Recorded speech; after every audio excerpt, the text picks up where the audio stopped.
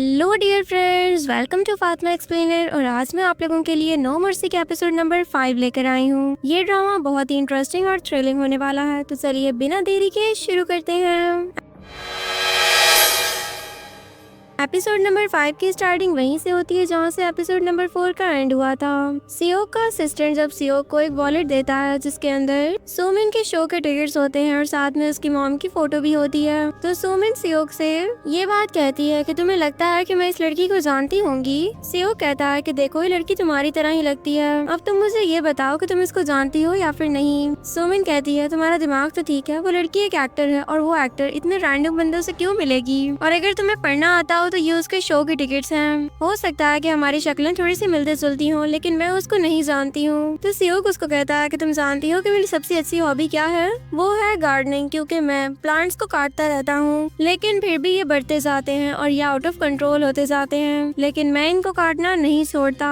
इसी तरह मुझे अपने काम में धोखा बिल्कुल भी बर्दाश्त नहीं है। फिर उसके बाद वो असिस्टेंट के पास जाता है और उसको थप्पड़ मारता है। वो कहता है कि तुम्हारी हिम्मत कैसे हुई कि तुमने कोई इन्फॉर्मेशन प्रूफ किए बगैर यहाँ पर तुम मेरे पास इसको लेकर आ गए हो। दोबारा अगर तुम्हें इस तरह की कोई सी चीज मिले तो सबसे पहले तुम उसको चेक करोगे, उसके बाद तुम उसको मेरे पास लेकर आना। तो असिस्टेंट फिर सियोक को ओके कर देता है और सियोक फिर सुमिन से कहता है कि चलो हम लोगों ने और भी बहुत से काम करने हैं। फिर दूसरी तरफ सियोक और सुमिन एक साथ होते हैं। सियोक कहता है कि क्या तुम मुझे ब्लैक मार्केट के बारे में कुछ बता सकती हो? सुमिन कहती है कि तुम ब्लैक मार्केट के बारे में क्या जानना चाहते हो? तुम्हें पता है कि रिसेंटली एक कंपनी ब्लैक मार्केट में अपना नाम बना चुकी थी, लेकिन अब लगता ऐसे है कि वो बहुत ही जल्द बैंकरप्ट होने वाली है। तुम्हें पता है कि चेयरमैन के साथ काम करना बिल्कुल भी आसान नहीं है और चेयरमैन वैसे भी आजकल सिंगापुर के एक प्रोजेक्ट को लेकर चल रहे हैं। ये सुनकर सियोक काफी हैरान होता है और तभी उसको याद आता है कि किस तरह उसने चेयरमैन को कॉल की थी और उनको बताया था कि वो पहले से ही सिंगापुर के प्रोजेक्ट में इन्वेस्ट कर चुका है। तभी सुमिन उसको कहती है कि सब लोगों को ये लग रहा है कि सिंगापुर उनको बहुत ही ज्यादा प्रॉफिट दे सकता है, लेकिन मैं एक आदमी को जानती हूँ जिसको इस सब के बारे में बहुत ही ज्यादा नॉलेज है। तो सियोक कहता है कि ठीक है, फिर हम उससे मिलना चाहते हैं। उधर जियोंग और ली दोनों अभी तक सुमिन के कॉल का ही वेट कर रहे होते हैं, इतने में वहाँ पर उसकी कॉल आ जाती है। तो जियोंग कहता है कि चैंगयू, तुम कैसी हो?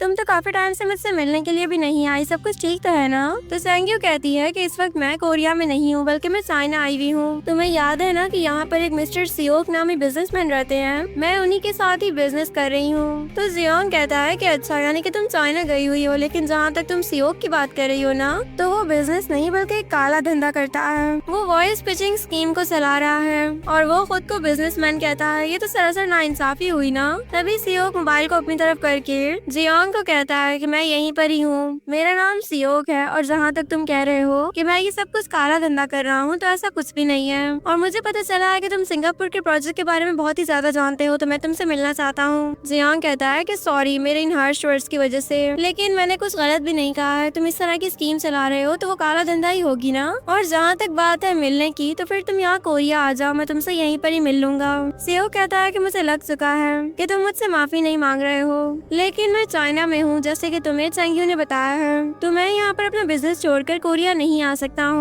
क्या तुम मुझसे मिलने के लिए चाइना आ सकते हो? मैं तुमसे बात करना चाहता हूँ। तो फिर जियोंग कुछ देर कुछ सोचता है, फिर उसके बाद वो कहता है कि ठीक है, तुम मेरी टिकट्स करवा दो, मैं आ जाऊंगा। सियो कहता है कि ठीक है, मैं तुम्हारी टिकट्स करवा दूंगा और तुम्हारा एक बहुत ही अच्छा वेलकम किया जाएगा, बस तुमने मुझसे मिलने के लिए जरूर आना है। ये क्या कि वो कॉल कट कर देता है और जियोंग कहता है कि ली, जब तक वो यहाँ पर नहीं आता हम उसके खिलाफ कुछ भी नहीं कर सकते हैं। सियोक को पकड़ने के लिए हमें उसको सबसे पहले कोरिया लेकर आना पड़ेगा।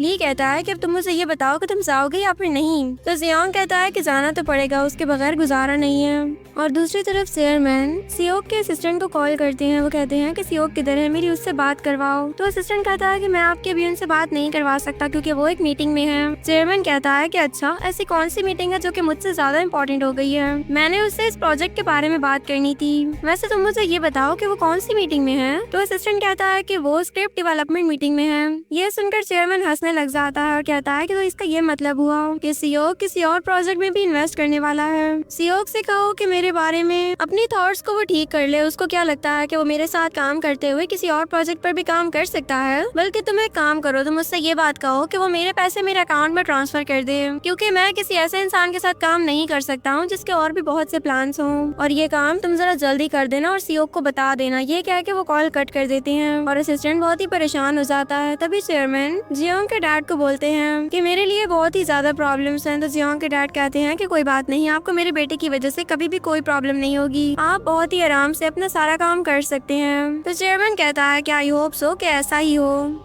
और दूसरी तरफ हमें ये बात दिखाई जाती है कि फाइनली जियोंग मेसन का आदमी बनकर चाइना पहुंच चुका होता है। जियोंग सियोक सुमिन के साथ कार में होता है और सियोक कहता है कि मुझे तुमसे मिलकर बहुत ही ज्यादा अच्छा लग रहा है, अब हम लोग साथ बैठकर बहुत सी बातें कर सकते हैं। सुमिन कहती है कि मुझे भी बहुत अच्छा लग रहा है आप दोनों को एक साथ देखकर। तभी जियोंग सियोक को बहुत ही इंपॉर्टेंट बातें बताने लग जाता है। फिर उसके बाद जब वो लोग सियोक के अड्डे पर पहुंच जाते हैं तो सियोक को एक कॉल आ जाती है और वो सुमिन और जियोंग को वहाँ से भेज देता है। उधर सुमिन और जियोंग जब वहाँ पर जाने लगते हैं तो वहाँ पर सिक्योरिटी गार्ड्स उनकी चेकिंग करने लगते हैं। सियोक कहता है कि ऐसा मत करो, ये मेरे गेस्ट हैं, मैं इनको जानता हूँ, तुम इनकी चेकिंग मत करो। फिर वो गार्ड्स पीछे हो जाते हैं और तभी सियोक जियोंग से सॉरी करता है। वो कहता है मेरे गार्ड्स कुछ ओवर पॉसेसिव हैं और ये प्रिकॉशंस करते हैं, इस वजह से शायद ये लोग तुम्हें पहचान नहीं पाए, चलो आओ अंदर चलते हैं। फिर उसके बाद वो जियोंग को अंदर ले आता है अपने साथ। जियोंग कहता है कि तुम्हारे लिए तो हर चीज ही यहीं पर सेटल हुई है, ये देखो सारे कैमरास भी यहीं पर लगे हुए हैं, तो मुझे तुम्हारे साथ इस अड्डे को देखने की जरूरत ही नहीं पड़ेगी, मैं यहीं कैमरा से भी देख सकता हूँ। सियोक कहता है कि ये सब कुछ मैंने अपनी प्रोटेक्शन के लिए लगाया हुआ है ताकि मुझे हर जगह पर जाकर देखना ना पड़े कि कहाँ पर क्या हो रहा है।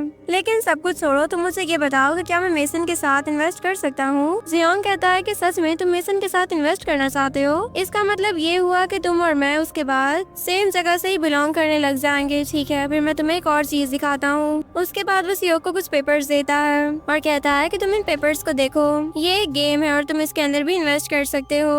उधर सुमिन स्टोरेज रूम तक पहुंचने की कोशिश कर रही होती है, सारे सीसीटीवी कैमरास बंद हो जाते हैं, ये सारा काम लीक की वजह से होता है। और फिर सुमिन एक डोर को ओपन करने लगती है एक पिन की वजह से और असिस्टेंट भी उसी जगह पर आ रहा होता है। फिर वो अचानक से डोर ओपन कर देता है और देखता है कि वहाँ पर कोई भी नहीं होता क्योंकि सुमिन अंदर छुप चुकी होती है। उसके बाद सुमिन चल के आती है और वो एक लैपटॉप खोलकर बैठ जाती है और वो ली के पास सारी इन्फॉर्मेशन सेंड करने लगती है। और इधर जियोंग सियोक को अपनी बातों में लगा कर रखता है। फिर कुछ ही देर में सुमिन उसी गेम की ऑनर बनकर कॉल करती है जियोंग को। वो जियोंग से बात करती है, वो कहती है कि तुम्हारा तो कोई अननोन नंबर से कॉल आ रही है, क्या तुम आउट ऑफ कंट्री गए हुए हो। तो फिर जियोंग कहता है कि हाँ मैं चाइना आया हुआ हूँ। फिर उसके बाद सुमिन जियोंग और सियोक से बात कर रही होती है और उधर गार्ड्स सीसीटीवी कैमरास को ठीक करने की कोशिश कर रहे होते हैं। कुछ ही देर में सीसीटीवी कैमरास ओपन हो जाते हैं। ली ये सब कुछ देखकर बहुत ही ज्यादा हैरान होता है, वो उनको ऑफ करने की कोशिश कर रहा था लेकिन अब वो ऑफ नहीं हो रही थी। और इधर बाकी सब लोग जो कि सियोक की टीम में से ही होते हैं वो हर रूम को चेक कर रहे होते हैं और फिर एक आदमी वहीं पर पहुंच जाता है जहाँ पर सुमिन होती है। ये सब कुछ जियोंग भी स्क्रीन से देख लेता है और वो सियोक से कहता है मैं तुम्हें इस आदमी की पूरी इन्फॉर्मेशन सेंड कर दूंगा, फिर तुम उसके साथ खुद ही कॉन्टेक्ट करके जितनी तुम्हें इन्वेस्टमेंट करनी हो उतनी तुम इन्वेस्टमेंट कर सकते हो।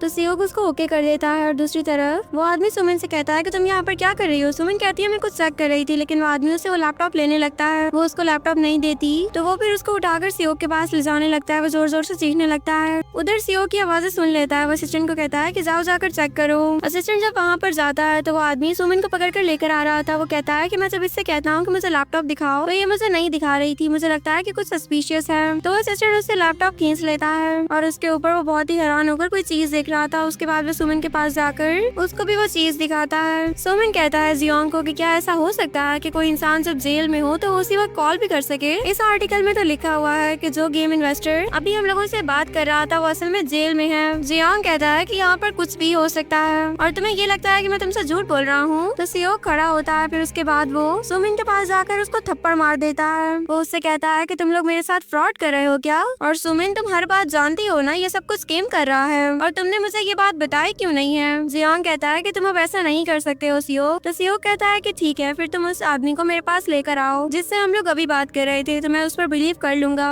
तो जियोंग फौरन से किसी को कॉल करता है और कहता है कि तुम्हें अभी के अभी यहाँ पर पहुँचना होगा, बाकी जो कुछ बात है वो मैं तुम्हें यहाँ पहुँचकर बता दूंगा, लेकिन प्लीज तुम जल्दी यहाँ पर आ जाओ। फिर उसके बाद वो कॉल कट करता है। तो सियोक कहता है तुम लोगों के पास सिर्फ 5 घंटे हैं, 5 घंटे के अंदर मैं उस आदमी से मिलना चाहिए हूँ, और अगर मैं उससे नहीं मिल सका तो उसके बाद मैं ये नहीं जानता कि तुम लोगों के साथ होगा क्या। फिर वो जियोंग को थोड़ा सा इंजर्ड भी कर देता है और गार्ड से कहता है कि सुमिन और जियोंग को एक बोट पर लेकर चले जाओ। तो फिर गार्ड्स इन दोनों को पकड़ के वहाँ से ले जाते हैं और फिर नेक्स्ट सीन में सियोक उन लोगों के साथ होता है। वो कहता है कि मैं तुम लोगों को 1 घंटा एक्स्ट्रा देता हूँ, लेकिन मुझे वो आदमी, वो कांग्रेसमैन किसी भी सूरत में यहाँ पर चाहिए। और सुमिन और जियोंग बहुत ही परेशान हो रहे होते हैं। इतने में वहाँ पर उनको उसी कांग्रेसमैन मैंग की आवाज आती है। इतने में वहाँ पर एक आदमी आ जाता है जिनका नाम मैंग होता है। मैंग सुमिन और जियोंग के पास जाते हैं और कहते हैं कि क्या हुआ, तुम लोग यहाँ पर इस तरह क्यों खड़े हुए हो, क्या सब कुछ ठीक तो है ना।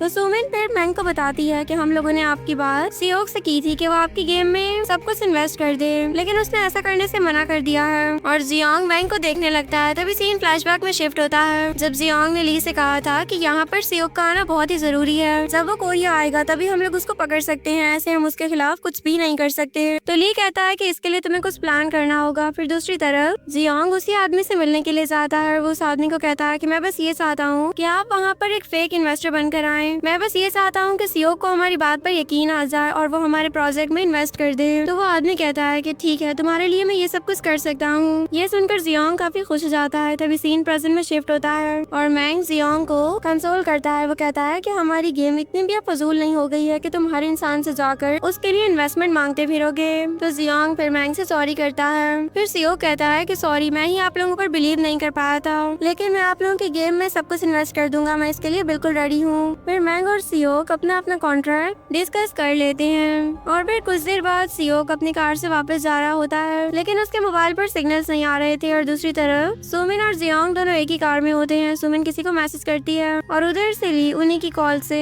सियोक बनकर उसी ड्राइवर को कॉल करता है। वो कहता है कि तुम चैंग्यू और एरिक को वहीं पर लेकर जाओ जहाँ से तुम उनको लेकर आए थे।